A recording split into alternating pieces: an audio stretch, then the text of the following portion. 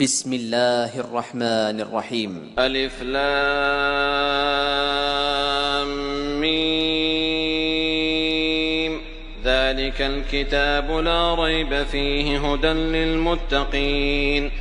الذين يؤمنون بالغيب ويقيمون الصلاة ومما رزقناهم ينفقون والذين يؤمنون بما أنزل إليك وما أنزل من قبلك وبالآخرة هم يوقنون أولئك على هدى من ربهم وأولئك هم المفلحون إن الذين كفروا سواء عليهم أأنذرتهم أم لم تنذرهم لا يؤمنون ختم الله على قلوبهم وعلى سمعهم وعلى أبصارهم غشاوة ولهم عذاب عظيم ومن الناس من يقول آمنا بالله وباليوم الآخر وما هم بمؤمنين يخادعون الله والذين آمنوا وما يخدعون إلا أنفسهم وما يشعرون في قلوبهم مرض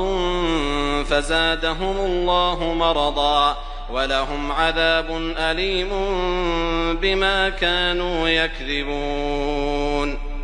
وإذا قيل لهم لا تفسدوا في الأرض قالوا إنما نحن مصلحون ألا إنهم هم المفسدون ولكن لا يشعرون وإذا قيل لهم آمنوا كما آمن الناس قالوا أنؤمن كما آمن السفهاء ألا إنهم هم السفهاء ولكن لا يعلمون وإذا لقوا الذين آمنوا قالوا آمنا وإذا خلوا إلى شياطينهم قالوا إنا معكم إنما نحن مستهزئون الله يستهزئ بهم ويمدهم في طغيانهم يعمهون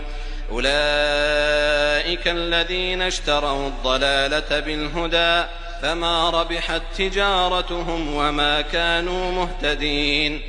مثلهم كمثل الذي استوقد نارا فلما أضاءت ما حوله ذهب الله بنورهم وتركهم في ظلمات لا يبصرون صم بكم عمي فهم لا يرجعون أو كصيب من السماء فيه ظلمات ورعد وبرق يجعلون أصابعهم في آذانهم من الصواعق حذر الموت والله محيط بالكافرين يكاد البرق يخطف أبصارهم كلما أضاء لهم مشوا فيه وإذا أظلم عليهم قاموا ولو شاء الله لذهب بسمعهم وأبصارهم إن الله على كل شيء قدير يا أيها الناس اعبدوا ربكم الذي خلقكم والذين من قبلكم لعلكم تتقون الذي جعل لكم الأرض فراشا والسماء بناء وأنزل من السماء ماء فأخرج به من الثمرات رزقا لكم فلا تجعلوا لله أندادا وأنتم تعلمون وإن كنتم في ريب مما نزلنا على عبدنا فأتوا بسورة من مثله وادعوا شهداءكم من دون الله إن كنتم صادقين فإن لم تفعلوا ولن تفعلوا فاتقوا النار التي وقودها الناس والحجارة أعدت للكافرين وبشر الذين آمنوا وعملوا الصالحات أن لهم جنات تجري من تحتها الأنهار كلما رزقوا منها من ثمرة رزقا قالوا هذا الذي رزقنا من قبل وأتوا به متشابها ولهم فيها أزواج مطهرة وهم فيها خالدون إن الله لا يستحيي أن يضرب مثلا ما بعوضة فما فوقها فأما الذين آمنوا فيعلمون أنه الحق من ربهم وأما الذين كفروا فيقولون ماذا أراد الله بهذا مثلا يضل به كثيرا ويهدي به كثيرا وما يضل به إلا الفاسقين الذين ينقضون عهد الله من بعد ميثاقه ويقطعون ما أمر الله به أن يوصل ويفسدون في الأرض أولئك هم الخاسرون كيف تكفرون بالله وكنتم أمواتا فأحياكم ثم يميتكم ثم يحييكم ثم إليه ترجعون هو الذي خلق لكم ما في الأرض جميعا ثم استوى إلى السماء فسواهن 7 سماوات وهو بكل شيء عليم وإذ قال ربك للملائكة إني جاعل في الأرض خليفة قالوا أتجعل فيها من يفسد فيها ويسفك الدماء ونحن نسبح بحمدك ونقدس لك قال إني أعلم ما لا تعلمون وعلم آدم الأسماء كلها ثم عرضهم على الملائكة فقال أنبئوني بأسماء هؤلاء إن كنتم صادقين قالوا سبحانك لا علم لنا إلا ما علمتنا إنك أنت العليم الحكيم قال يا آدم أنبئهم بأسمائهم فلما أنبأهم بأسمائهم قال ألم أقل لكم إني أعلم غيب السماوات والأرض وأعلم ما تبدون وما كنتم تكتمون وإذ قلنا للملائكة اسجدوا لآدم فسجدوا إلا إبليس أبى واستكبر وكان من الكافرين وقلنا يا آدم اسكن أنت وزوجك الجنة وكلا منها رغدا حيث شئتما ولا تقربا هذه الشجرة فتكونا من الظالمين فأزلهما الشيطان عنها فأخرجهما مما كانا فيه وقلنا اهبطوا بعضكم لبعض عدو ولكم في الأرض مستقر ومتاع إلى حين فتلقى آدم من ربه كلمات فتاب عليه إنه هو التواب الرحيم قلنا اهبطوا منها جميعا فإما يأتينكم مني هدى فمن تبع هداي فلا خوف عليهم ولا هم يحزنون والذين كفروا وكذبوا بآياتنا أولئك أصحاب النار هم فيها خالدون يا بني إسرائيل اذكروا نعمتي التي أنعمت عليكم وأوفوا بعهدي أوف بعهدكم وإياي فارهبون وآمنوا بما أنزلت مصدقا لما معكم ولا تكونوا أول كافر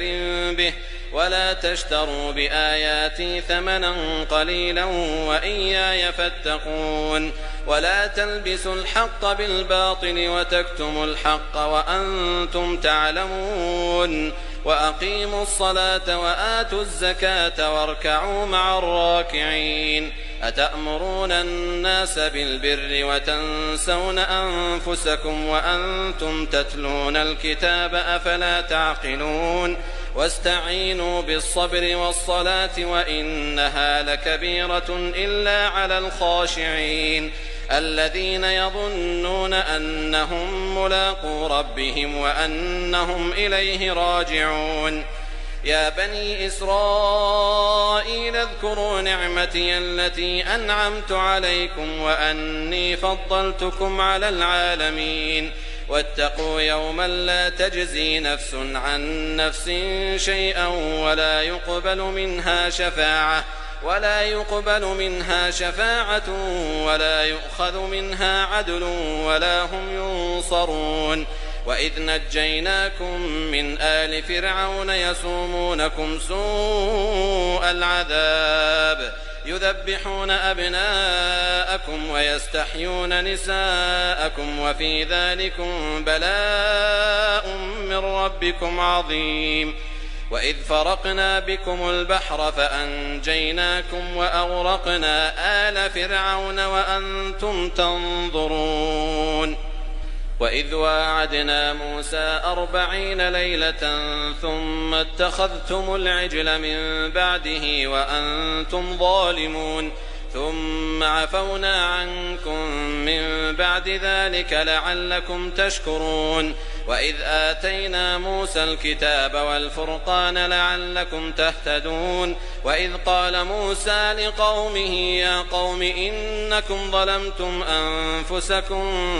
باتخاذكم العجل فتوبوا إلى بارئكم فاقتلوا أنفسكم ذلكم خير لكم عند بارئكم فتاب عليكم إنه هو التواب الرحيم وإذ قلتم يا موسى لن نؤمن لك حتى نرى الله جهرة فأخذتكم الصاعقة وأنتم تنظرون ثم بعثناكم من بعد موتكم لعلكم تشكرون وظللنا عليكم الغمام وأنزلنا عليكم المن والسلوى كلوا من طيبات ما رزقناكم وما ظلمونا ولكن كانوا أنفسهم يظلمون وإذ قلنا ادخلوا هذه القرية فكلوا منها حيث شئتم رغدا وادخلوا الباب سجدا وقولوا حطة نغفر لكم خطاياكم وسنزيد المحسنين فبدل الذين ظلموا قولا غير الذي قيل لهم فأنزلنا على الذين ظلموا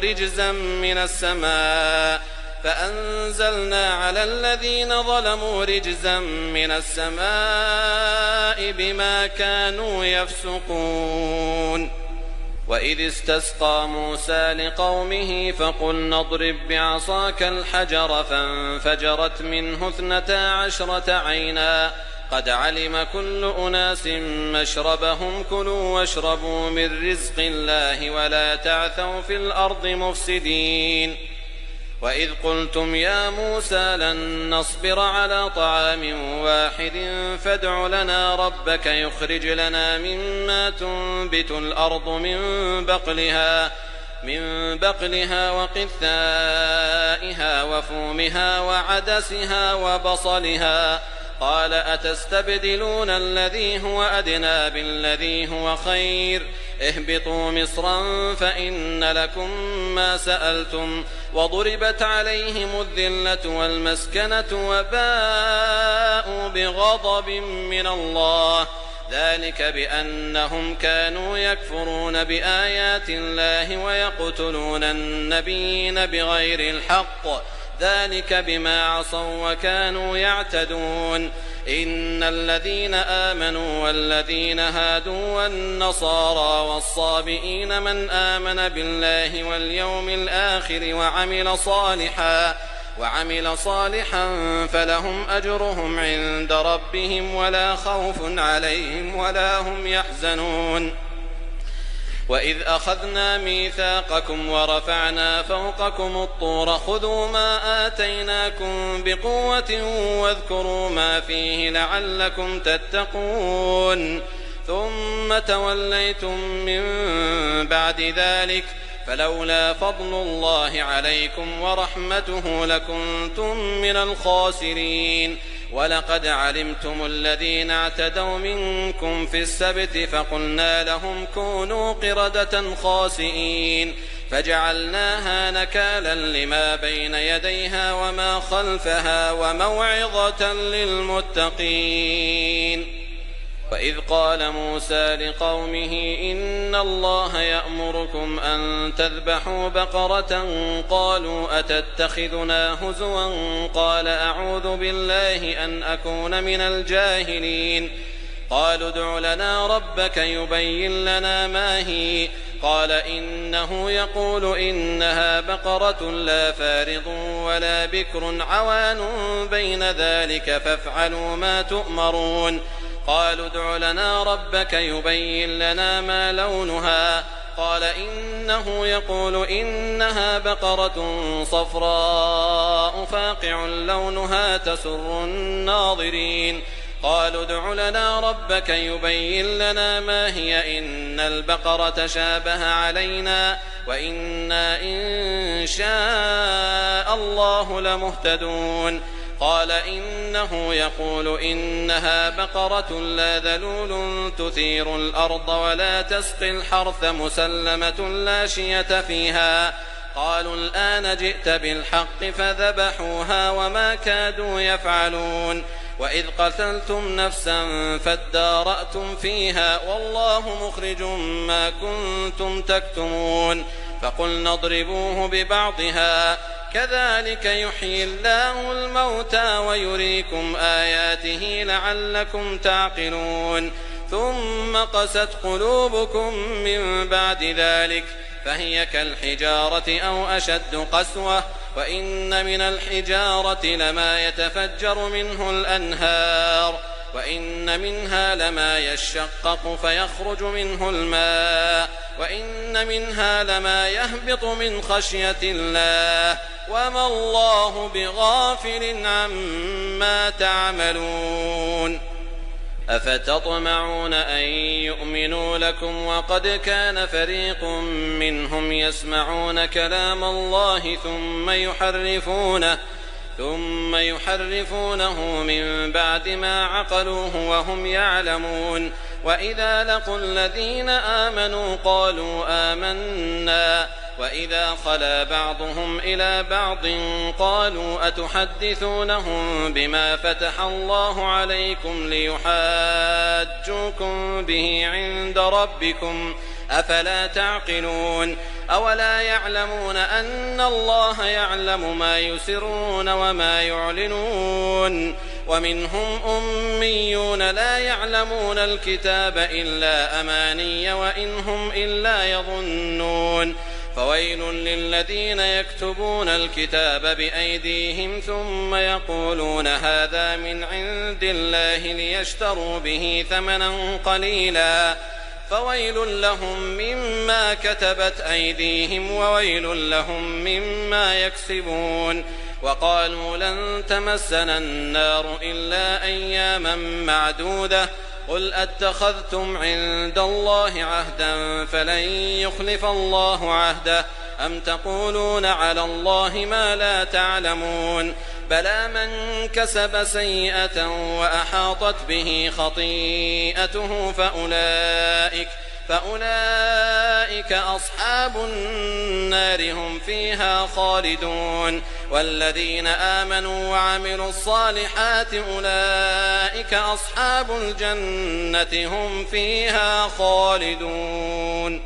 وإذ أخذنا ميثاق بني إسرائيل لا تعبدون إلا الله وبالوالدين إحسانا وذي القربى واليتامى والمساكين وقولوا للناس حسنا وأقيموا الصلاة وآتوا الزكاة ثم توليتم إلا قليلا منكم وأنتم معرضون وإذ أخذنا ميثاقكم لا تسفكون دماءكم ولا تخرجون أنفسكم من دياركم ثم أقررتم وأنتم تشهدون ثم أنتم هؤلاء تقتلون أنفسكم وتخرجون فريقا منكم من ديارهم من ديارهم تظاهرون عليهم بالإثم والعدوان وإن يأتوكم أسارى تفادوهم وهو محرم عليكم إخراجهم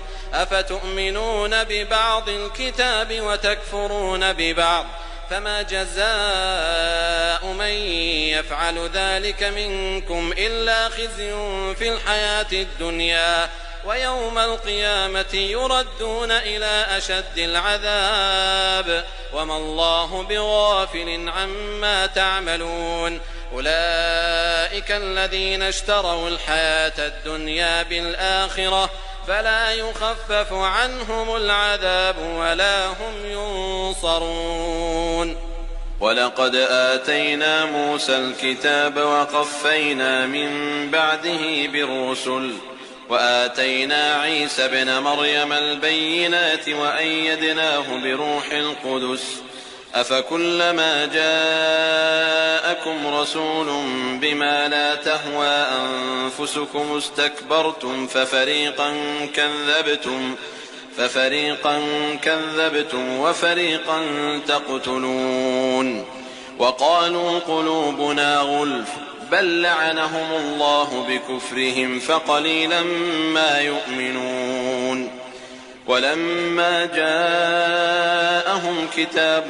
من عند الله مصدق لما معهم وكانوا من قبل يستفتحون على الذين كفروا فلما جاءهم ما عرفوا كفروا به فلعنة الله على الكافرين. بئس ما اشتروا به أنفسهم أن يكفروا بما أنزل الله بغيا أن ينزل الله من فضله على من يشاء من عباده فباءوا بغضب على غضب وللكافرين عذاب مهين.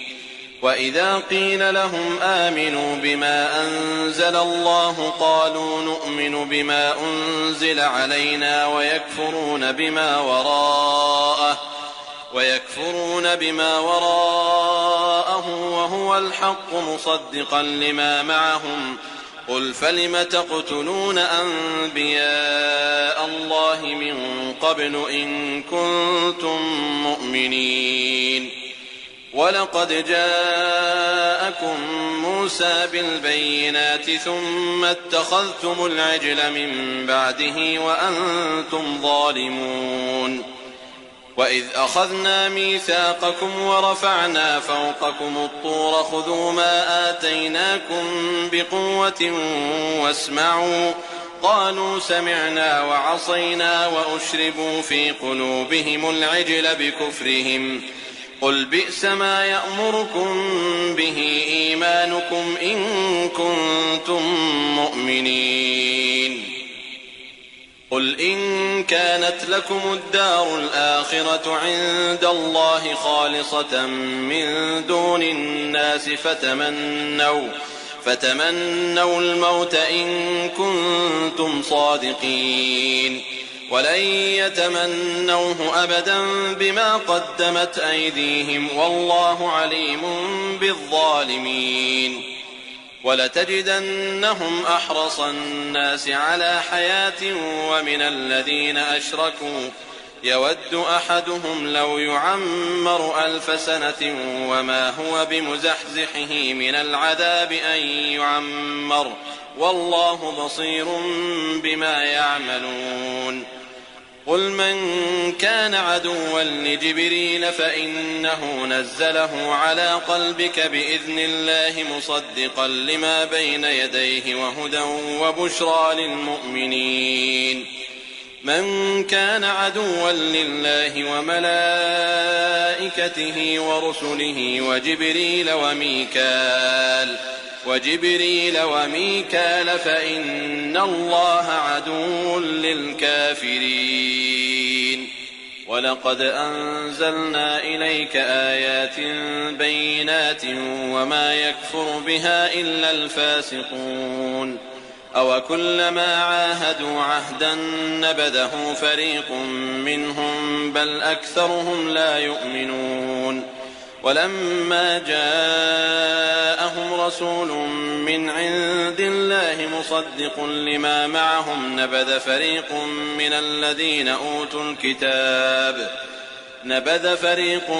الذين أوتوا الكتاب كتاب الله وراء ظهورهم كأنهم لا يعلمون واتبعوا ما تتلو الشياطين على ملك سليمان وما كفر سليمان ولكن الشياطين كفروا يعلمون الناس السحر وما أنزل على الملكين ببابل هاروت وماروت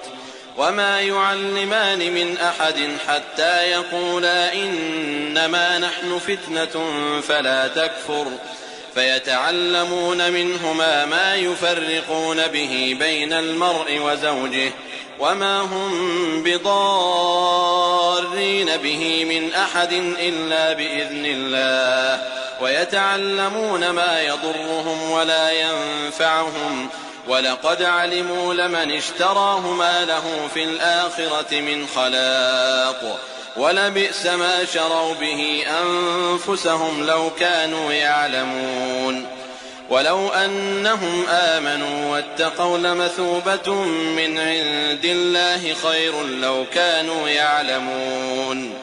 يا أيها الذين آمنوا لا تقولوا راعنا وقولوا انظرنا واسمعوا وللكافرين عذاب أليم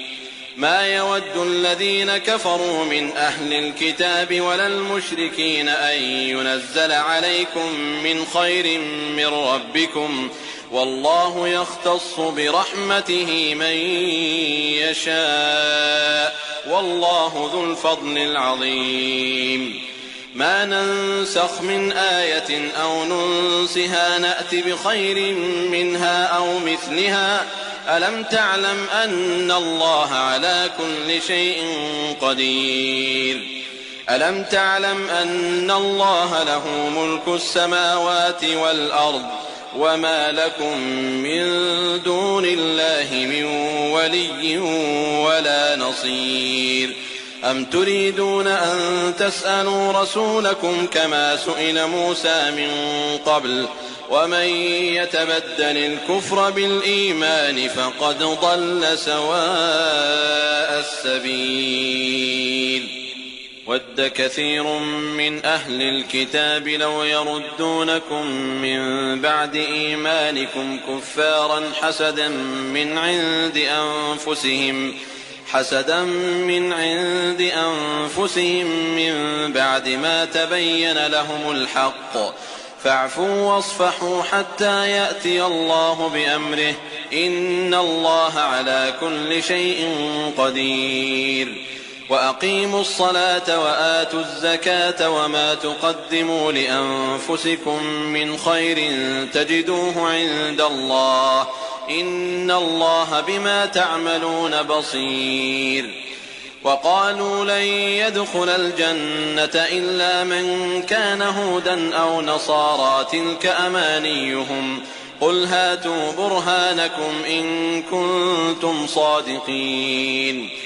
بلى من أسلم وجهه لله وهو محسن فله أجره عند ربه ولا خوف عليهم ولا هم يحزنون وقالت اليهود ليست النصارى على شيء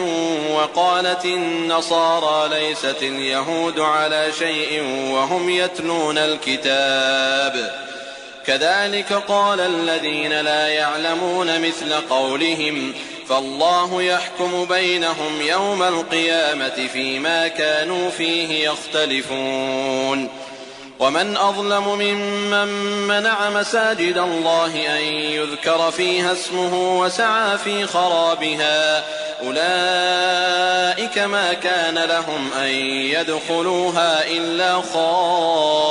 خائفين لهم في الدنيا خزي ولهم في الآخرة عذاب عظيم ولله المشرق والمغرب فأينما تولوا فثم وجه الله إن الله واسع عليم. وقالوا اتخذ الله ولدا سبحانه بل له ما في السماوات والأرض كل له قانتون. بديع السماوات والأرض وإذا قضى أمرا فإنما يقول له كن فيكون. وقال الذين لا يعلمون لولا يكلمنا الله أو تأتينا آية كذلك قال الذين من قبلهم مثل قولهم تشابهت قلوبهم قد بينا الآيات لقوم يوقنون. إنا أرسلناك بالحق بشيرا ونذيرا ولا تسأل عن أصحاب الجحيم. ولن ترضى عنك اليهود ولا النصارى حتى تتبع ملتهم قل إن هدى الله هو الهدى ولئن اتبعت أهواءهم بعد الذي جاءك من العلم ما لك من الله من ولي ولا نصير.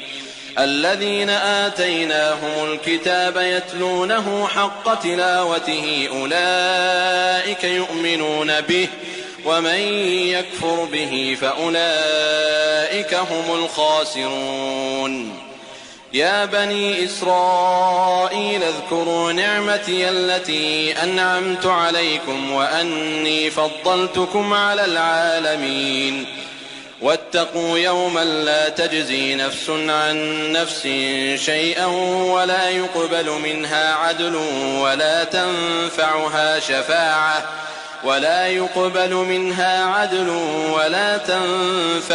شفاعة ولا هم ينصرون.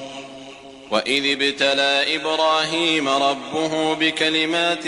فأتمهن قال إني جاعلك للناس إماما قال ومن ذريتي قال لا ينال عهد الظالمين. وإذ جعلنا البيت مثابة للناس وأمنا واتخذوا من مقام إبراهيم مصلى وعهدنا إلى إبراهيم وإسماعيل أن طهرا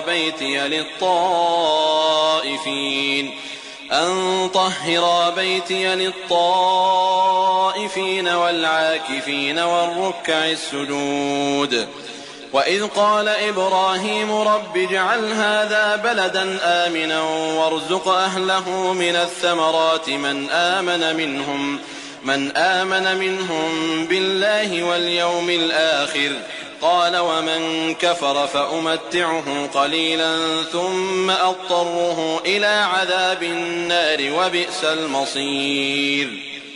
وإذ يرفع إبراهيم القواعد من البيت وإسماعيل ربنا تقبل منا إنك أنت السميع العليم ربنا واجعلنا مسلمين لك ومن ذريتنا أمة مسلمة لك وأرنا مناسكنا وتب علينا إنك أنت التواب الرحيم. ربنا وابعث فيهم رسولا منهم يتلو عليهم آياتك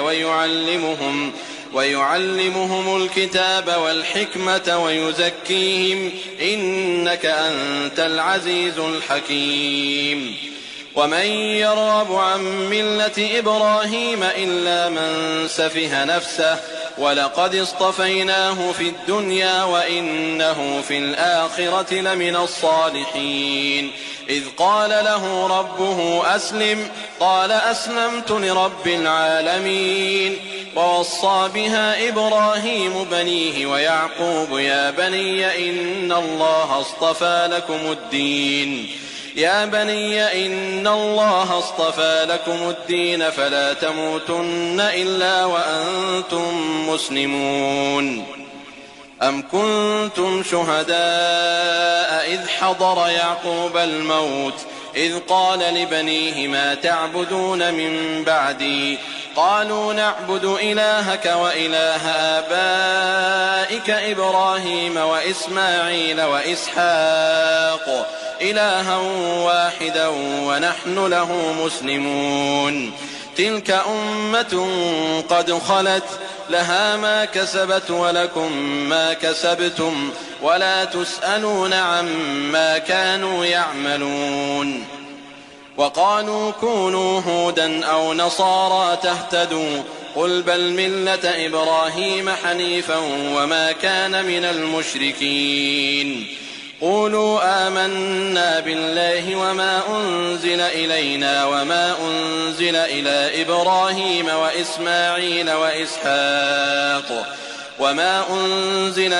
إبراهيم وإسماعيل وإسحاق ويعقوب والأسباط وما أوتي موسى وعيسى وما أوتي النبيون من ربهم لا نفرق بين أحد منهم ونحن له مسلمون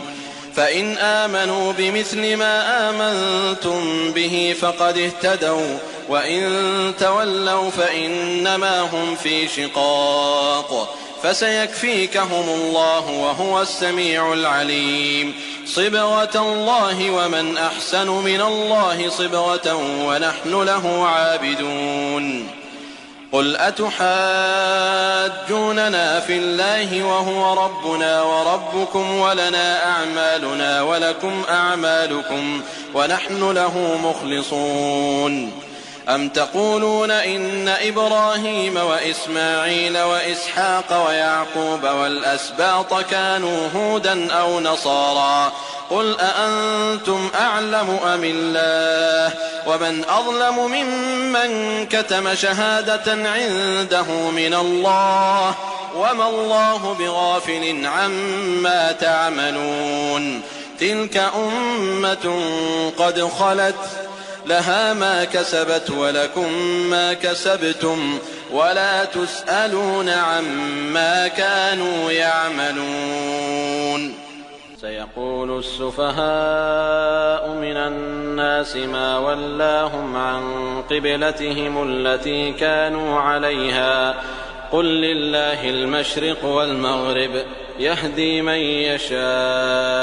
إلى صراط مستقيم وكذلك جعلناكم أمة وسطا لتكونوا شهداء على الناس ويكون الرسول عليكم شهيدا وما جعلنا القبلة التي كنت عليها إلا لنعلم من يتبع الرسول ممن ينقلب على عقبيه وإن كانت لكبيرة إلا على الذين هدى الله وما كان الله ليضيع إيمانكم إن الله بالناس لرءوف رحيم قد نرى تقلب وجهك في السماء فلنولينك قبلة ترضاها فول وجهك شطر المسجد الحرام وحيث ما كنتم فولوا وجوهكم شطره وإن الذين أوتوا الكتاب ليعلمون أنه الحق من ربهم وما الله بغافل عما يعملون ولئن أتيت الذين أوتوا الكتاب بكل آية ما تبعوا قبلتك وما أنت بتابع قبلتهم وما بعضهم بتابع قبلة بعض ولئن اتبعت أهواءهم من بعد ما جاءك من العلم إنك إذا لمن الظالمين الذين آتيناهم الكتاب يعرفونه كما يعرفون أبناءهم وإن فريقا منهم ليكتمون الحق وهم يعلمون الحق من ربك فلا تكونن من الممترين ولكل وجهة هو موليها فاستبقوا الخيرات أينما تكونوا يأت بكم الله جميعا إن الله على كل شيء قدير ومن حيث خرجت فول وجهك شطر المسجد الحرام وإنه للحق من ربك وما الله بغافل عما تعملون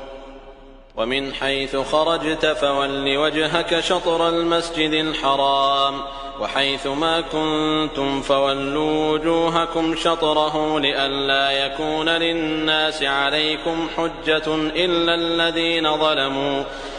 الذين ظلموا منهم فلا تخشوهم واخشوني ولأتم نعمتي عليكم ولعلكم تهتدون كما أرسلنا فيكم رسولا منكم يتلو عليكم آياتنا ويزكيكم ويعلمكم الكتاب والحكمة ويعلمكم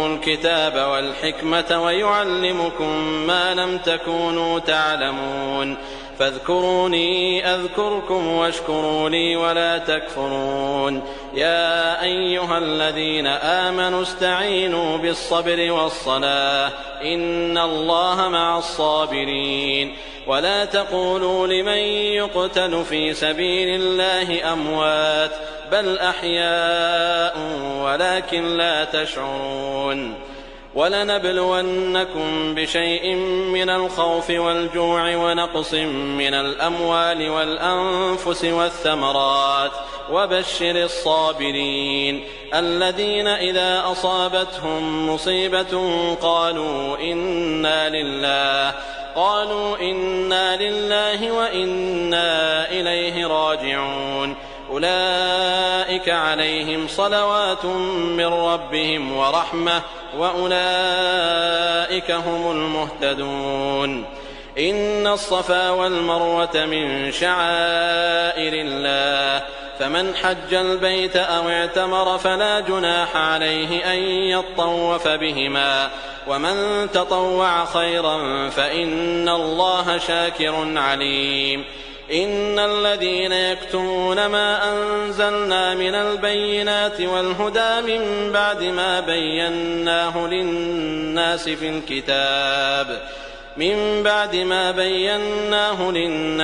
الكتاب أولئك يلعنهم الله ويلعنهم اللاعنون إلا الذين تابوا وأصلحوا وبينوا فأولئك أتوب عليهم وأنا التواب الرحيم إن الذين كفروا وماتوا وهم كفار أولئك عليهم لعنة الله والملائكة والناس أجمعين خالدين فيها لا يخفف عنهم العذاب ولا هم ينظرون وإلهكم إله واحد لا إله إلا هو الرحمن الرحيم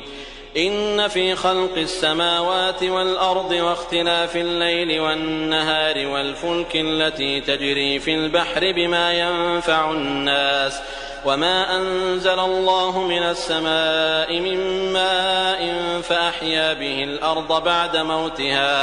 فأحيا به الأرض بعد موتها وبث فيها من كل دابة وتصريف الرياح والسحاب المسخر بين السماء والأرض لآيات لقوم يعقلون ومن الناس من يتخذ من دون الله أندادا يحبونهم كحب الله والذين آمنوا أشد حبا لله ولو يرى الذين ظلموا إذ يرون العذاب أن القوة لله جميعا وأن الله شديد العذاب إذ تبرأ الذين اتبعوا من الذين اتبعوا ورأوا العذاب وتقطعت بهم الأسباب وقال الذين اتبعوا لو أن لنا كرة فنتبرأ منهم كما تبرأوا منا كذلك يريهم الله أعمالهم حسرات عليهم وما هم بخارجين من النار يا أيها الناس كلوا مما في الأرض حلالا طيبا ولا تتبعوا خطوات الشيطان إنه لكم عدو مبين إنما يأمركم بالسوء والفحشاء وأن تقولوا على الله ما لا تعلمون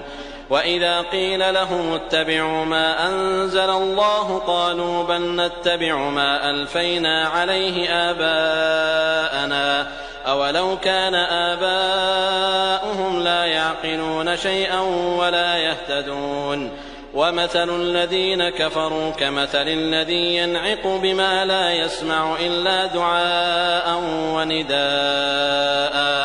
صم بكم عمي فهم لا يعقلون يا أيها الذين آمنوا كلوا من طيبات ما رزقناكم واشكروا لله إن كنتم إياه تعبدون إنما حرم عليكم الميتة والدم ولحم الخنزير وما أهل به لغير الله فمن اضطر غير باغ ولا عاد فلا إثم عليه إن الله غفور رحيم إن الذين يكتمون ما أنزل الله من الكتاب ويشترون به ثمنا قليلا أولئك ما يأكلون في بطونهم إلا النار ولا يكلمهم الله يوم القيامة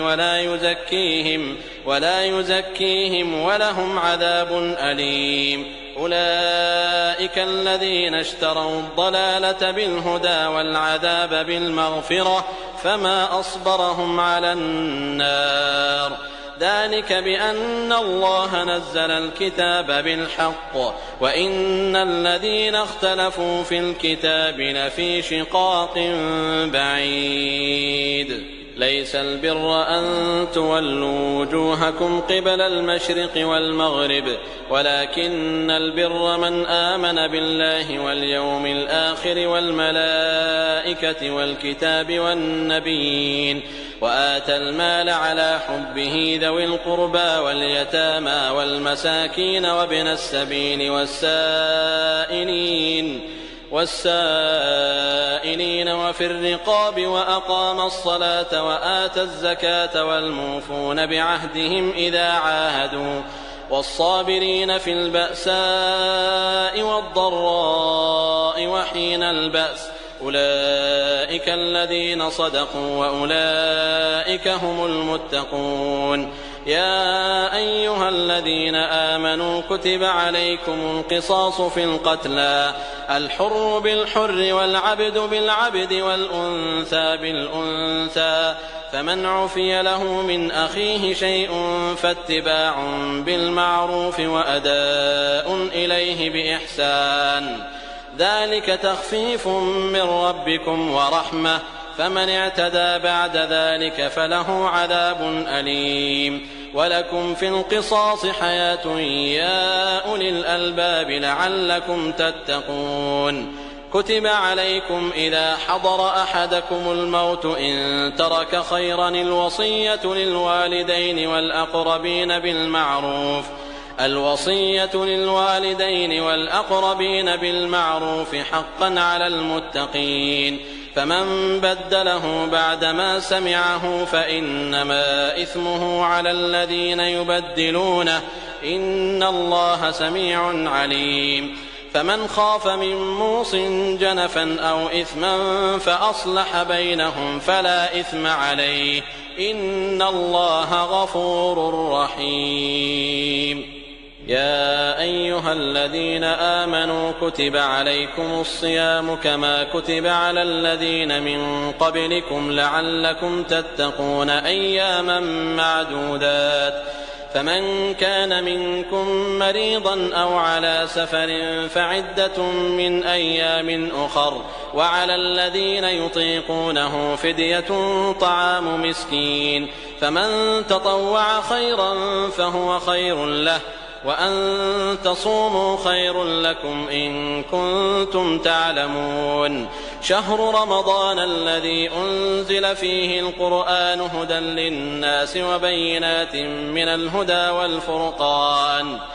فمن شهد منكم الشهر فليصم ومن كان مريضا أو على سفر فعدة من أيام أخر يريد الله بكم اليسر ولا يريد بكم العسر ولتكملوا العدة ولتكبروا الله على ما هداكم ولعلكم تشكرون. وإذا سألك عبادي عني فإني قريب أجيب دعوة الداع إذا دعان فليستجيبوا لي وليؤمنوا بي لعلهم يرشدون. أحل لكم ليلة الصيام الرفث إلى نسائكم هن لباس لكم وأنتم لباس لهن علم الله أنكم كنتم تختانون أنفسكم فتاب عليكم وعفى عنكم فالآن باشروهن وابتغوا ما كتب الله لكم وكلوا واشربوا حتى يتبين لكم الخيط الأبيض من الخيط الأسود من الفجر ثم أتموا الصيام إلى الليل ولا تباشروهن وأنتم عاكفون في المساجد تلك حدود الله فلا تقربوها كذلك يبين الله آياته للناس لعلهم يتقون. ولا تأكلوا أموالكم بينكم بالباطل وتدلوا بها إلى الحكام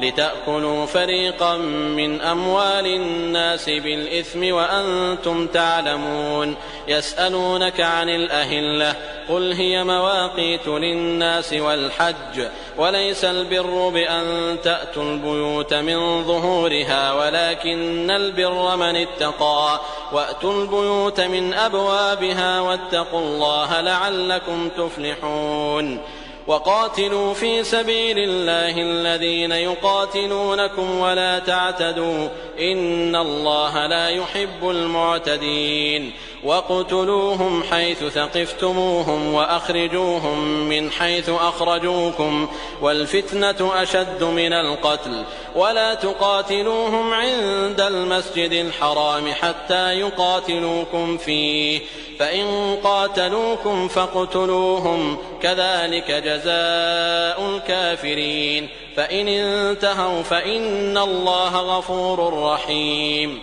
وقاتلوهم حتى لا تكون فتنة ويكون الدين لله.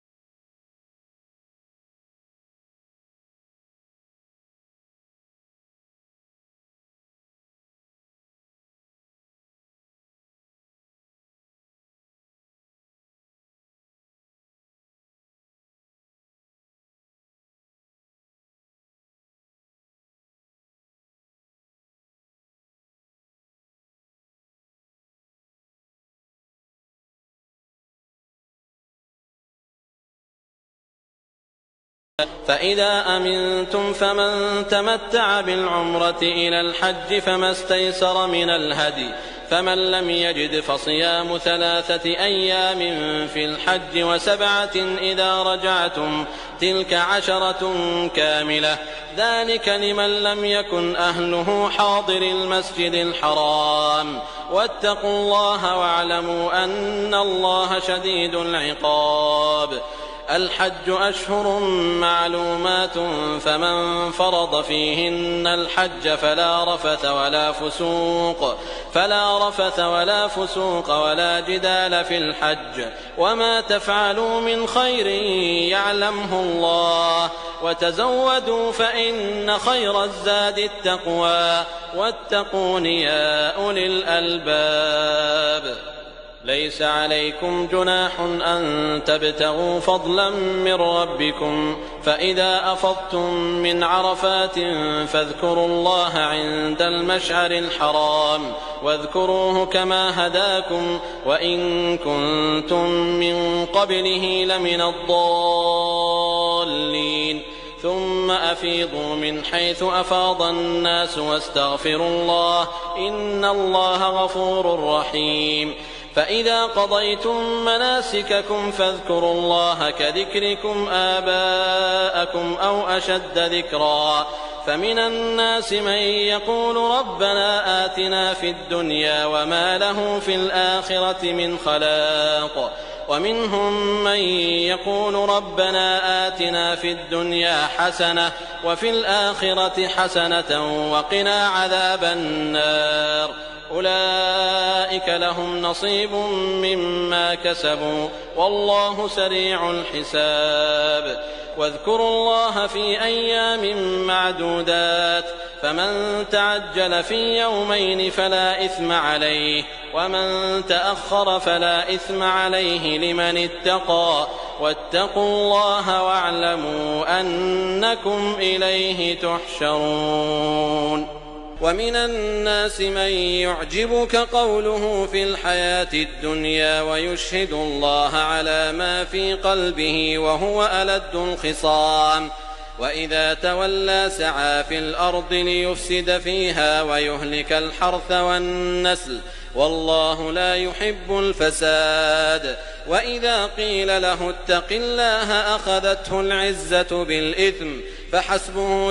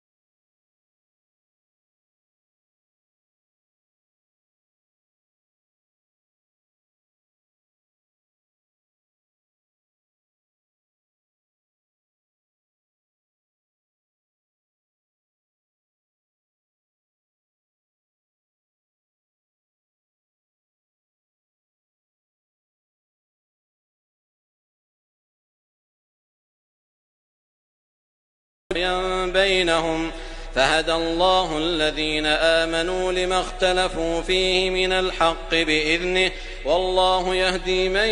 يشاء إلى صراط مستقيم أم حسبتم أن تدخلوا الجنة ولما يأتكم مثل الذين خلوا من قبلكم مستهم البأساء والضراء وزلزلوا حتى يقول الرسول والذين آمنوا معه متى نصر الله ألا إن نصر الله قريب يسألونك ماذا ينفقون قل ما أنفقتم من خير فللوالدين والأقربين واليتامى والمساكين وابن السبيل وما تفعلوا من خير فإن الله به عليم كتب عليكم القتال وهو كره لكم وعسى أن تكرهوا شيئا وهو خير لكم وعسى أن تحبوا شيئا وهو شر لكم والله يعلم وأنتم لا تعلمون يسألونك عن الشهر الحرام قتال فيه قل قتال فيه كبير وصد عن سبيل الله وكفر به والمسجد الحرام وإخراج أهله منه أكبر عند الله والفتنة أكبر من القتل ولا يزالون يقاتلونكم حتى يردوكم عن دينكم إن استطاعوا ومن يرتدد منكم عن دينه فيمت وهو كافر فأولئك حبطت أعمالهم في الدنيا والآخرة وأولئك أصحاب النار هم فيها خالدون. إن الذين آمنوا والذين هاجروا وجاهدوا في سبيل الله أولئك يرجون رحمة الله والله غفور رحيم. يسألونك عن الخمر والميسر قل فيهما إثم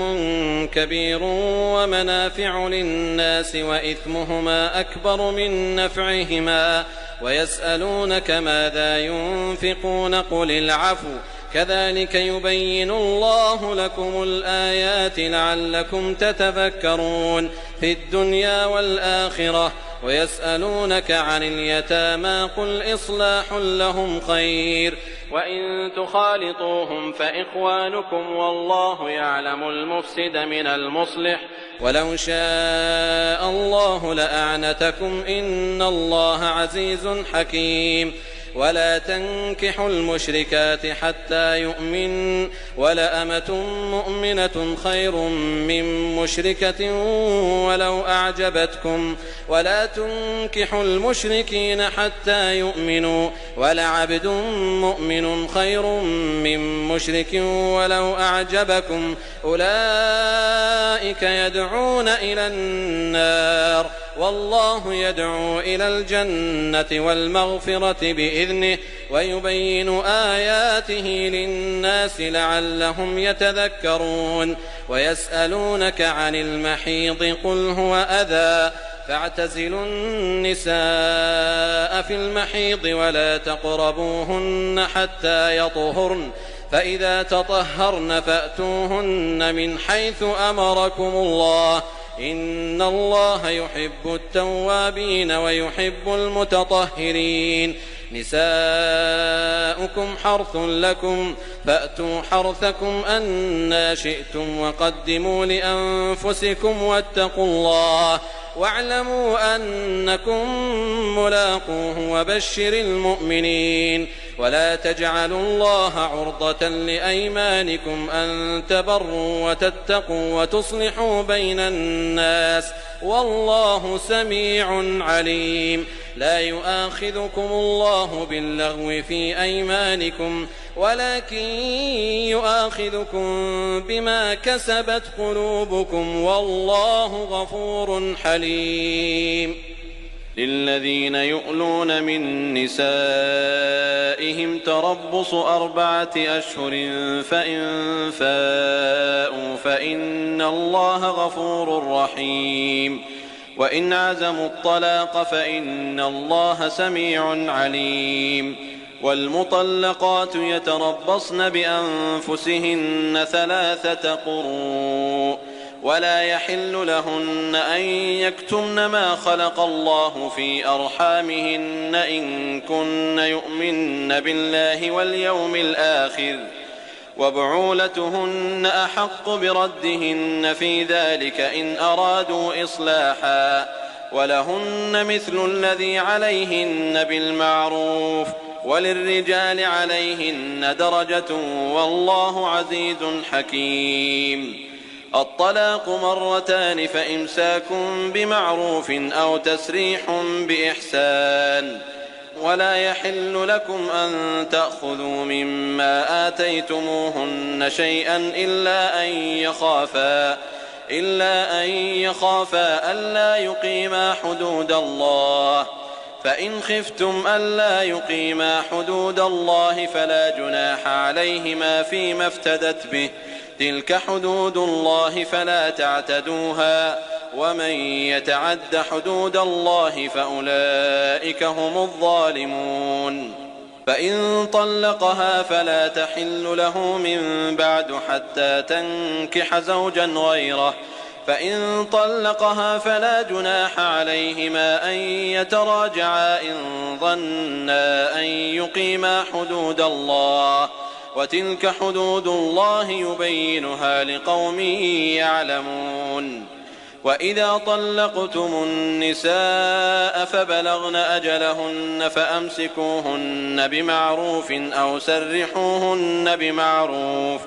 ولا تمسكوهن ضرارا لتعتدوا ومن يفعل ذلك فقد ظلم نفسه ولا تتخذوا آيات الله هزوا واذكروا نعمة الله عليكم وما أنزل عليكم من الكتاب والحكمة يعظكم به واتقوا الله واعلموا أن الله بكل شيء عليم. وإذا طلقتم النساء فبلغن أجلهن فلا تعضلوهن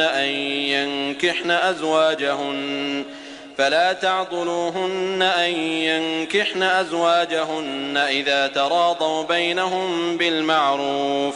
ذلك يوعظ به من كان منكم يؤمن بالله واليوم الآخر ذلكم أزكى لكم وأطهر والله يعلم وأنتم لا تعلمون. والوالدات يرضعن أولادهن حولين كاملين لمن أراد أن يتم الرضاعة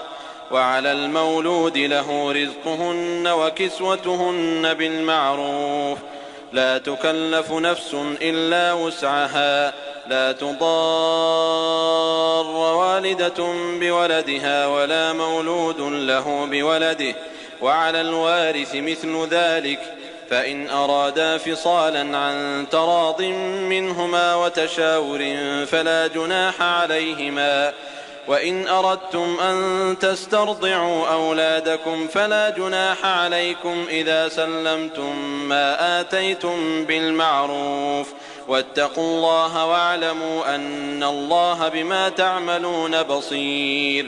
والذين يتوفون منكم ويذرون أزواجا يتربصن بأنفسهن 4 أشهر وعشرا فإذا بلغن أجلهن فلا جناح عليكم فيما فعلن في أنفسهن بالمعروف والله بما تعملون خبير. ولا جناح عليكم فيما عرضتم به من خطبة النساء أو أكننتم في أنفسكم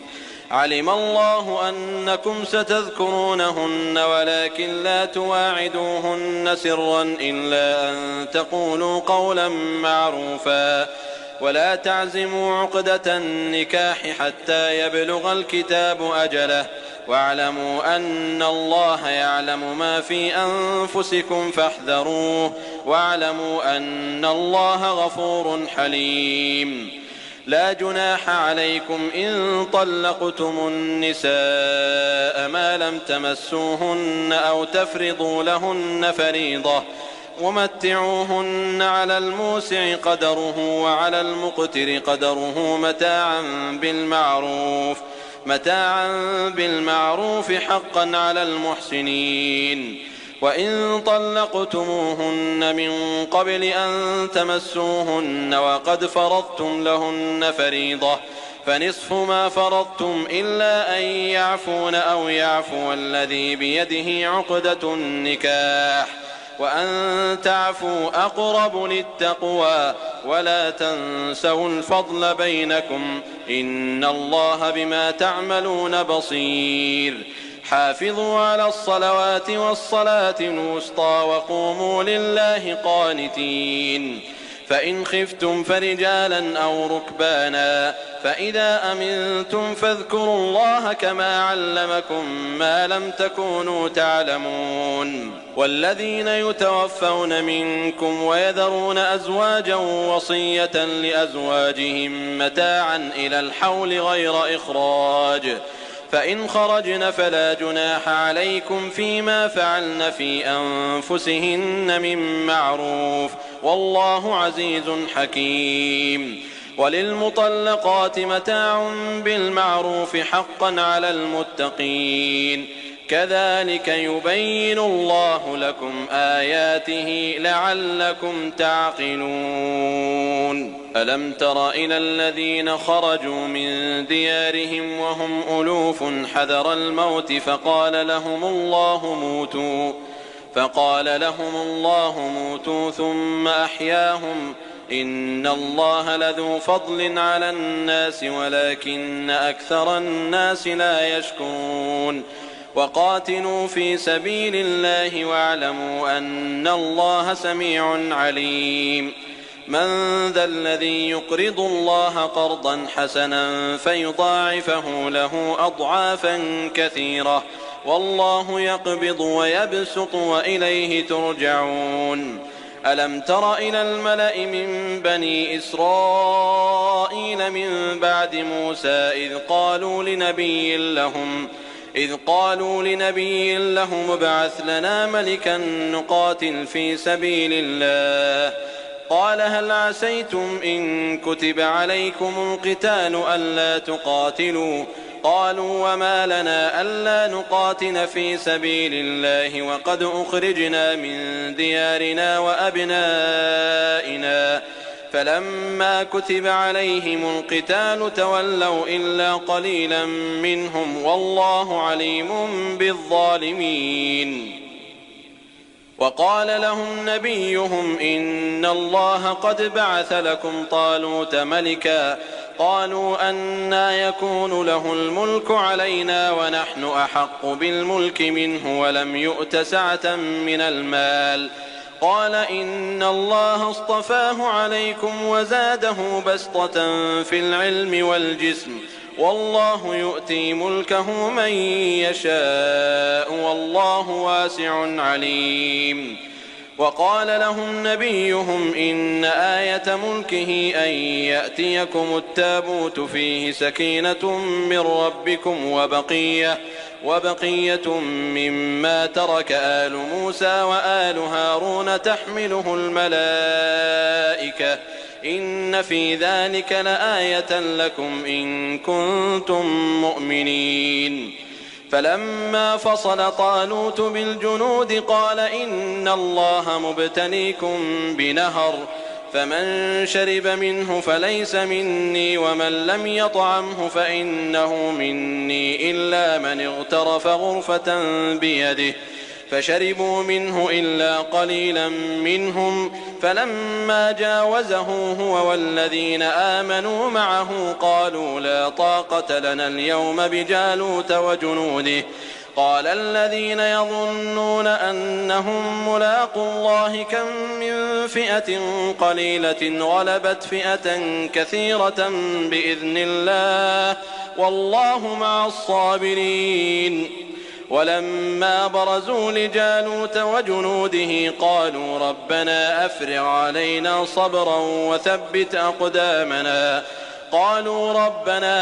علينا صبرا وثبت أقدامنا وانصرنا على القوم الكافرين فهزموهم بإذن الله وقتل داود جالوت وآتاه الله الملك والحكمة وعلمه مما يشاء ولولا دفع الله الناس بعضهم ببعض لفسدت الأرض ولكن الله ذو فضل على العالمين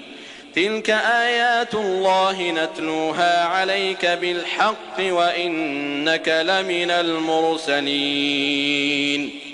تلك الرسل فضلنا بعضهم على بعض منهم من كلم الله ورفع بعضهم درجات وآتينا عيسى ابن مريم البينات وأيدناه بروح القدس ولو شاء الله ما اقتتل الذين من بعدهم من بعد ما جاءتهم البينات ولكن اختلفوا فمنهم من آمن ومنهم من كفر ولو شاء الله ما اقتتلوا ولكن الله يفعل ما يريد يا أيها الذين آمنوا أنفقوا مما رزقناكم من قبل أن يأتي يوم لا بيع فيه ولا خلة ولا شفاعة والكافرون هم الظالمون الله لا إله إلا هو الحي القيوم لا تأخذه سنة ولا نوم له ما في السماوات وما في الأرض من ذا الذي يشفع عنده إلا بإذنه يعلم ما بين أيديهم وما خلفهم ولا يحيطون بشيء من علمه إلا بما شاء وسع كرسيه السماوات والأرض ولا يئوده حفظهما وهو العلي العظيم لا إكراه في الدين قد تبين الرشد من الغي فمن يكفر بالطاغوت ويؤمن بالله فقد استمسك بالعروة الوثقى لا انفصام لها والله سميع عليم الله ولي الذين آمنوا يخرجهم من الظلمات إلى النور والذين كفروا أولياؤهم الطاغوت يخرجونهم من النور إلى الظلمات أولئك أصحاب النار هم فيها خالدون ألم تر إلى الذي حاج إبراهيم في ربه أن آتاه الله الملك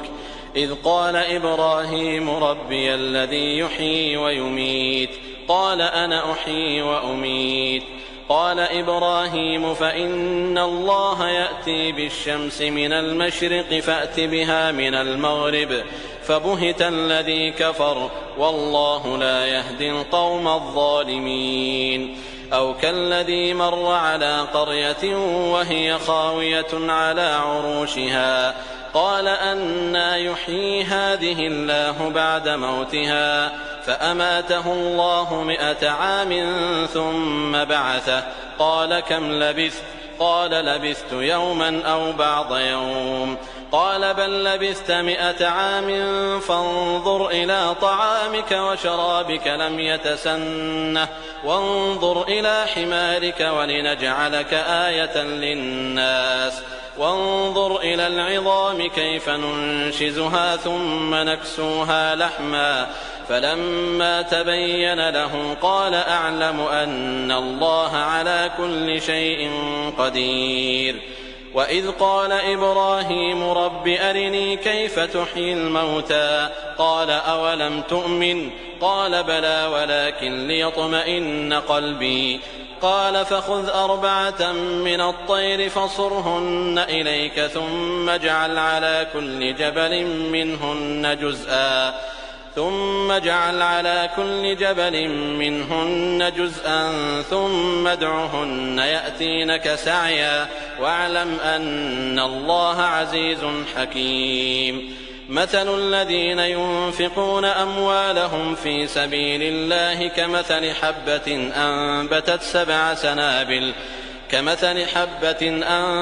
7 سنابل في كل سنبلة 100 حبة والله يضاعف لمن يشاء والله واسع عليم الذين ينفقون أموالهم في سبيل الله ثم لا يتبعون ما أنفقوا منا ولا أذى